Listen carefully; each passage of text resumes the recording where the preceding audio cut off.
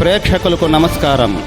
ADN news TV మనదర్శి మన local channel. ADN news TV ప్రేక్షకులకు నమస్కారం. వార్తలు చదువుతుంది మీ ప్రసన్నారాం. పొదిల్ రోడ్డు యందు ఉన్న శ్రీ చైతన్య పాఠశాల యందు డాక్టర్ సివి రామన్ గారి జయంతిని పురస్కరించుకొని విద్యార్థులు ఆసక్తికరమైన అద్భుతమైన తమ మేధస్సును చాటుతూ అనేక రకాలైన సైన్స్ ప్రాజెక్టులను తయారు చేసి అందరినీ అబ్బురపరిచారు.